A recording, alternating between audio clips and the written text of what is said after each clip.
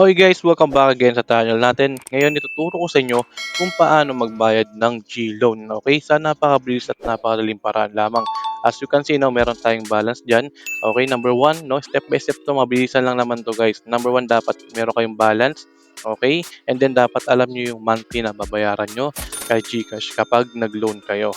Okay, pero bago tayo magsimula guys, no, kindly please like this video, subscribe to my channel, and don't forget to hit the notification bell below para lagi kayo update sa mga ating Gcash tutorial. Okay?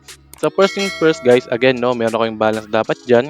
Okay? Na talagang sure na sakto doon sa inutang natin per month. Okay? And then after that guys, no, i-click nyo lang yung borrow dito sa may taas, yung tab dyan, click lang natin. And then after that no, nakita nyo meron tayong G-loan dito. Okay? Kasi dyan tayo galing, dyan tayo nag-loan. Click lang natin yan. Alright? And then syempre yung mga katanungan nyo kung ano mangyayari kapag hindi ka nakabayad or something like that, ilalagay natin dito sa video natin. Alright, so nakikita nyo guys, no, meron tayong worth 25k dito, okay, na loan dito. And then, meron tayong babayaran dito na worth 2,730.83 centavos na monthly natin na babayaran, which is yung due date natin guys, no, July 8, 2025.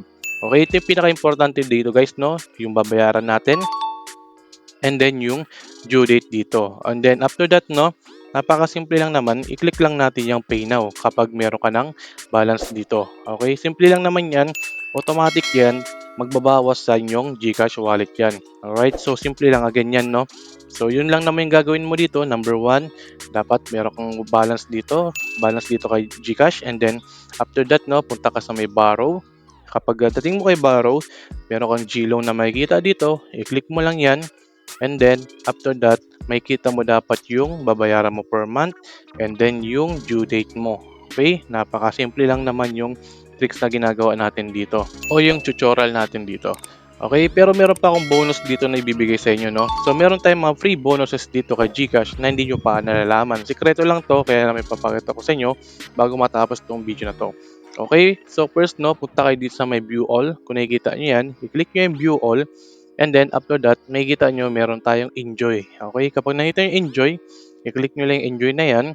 And then, makikita nyo meron tayong games. Okay, sa pagka-click nyo sa games na yan, guys, marami kayong makikita ng mga games dyan. Lahat dyan, pasukin nyo, meron kayong makakuha ng 15, 20, and then laruin nyo lang. Mataas ang chance na makakuha kayo ng 10, 50, 100, 200 pesos.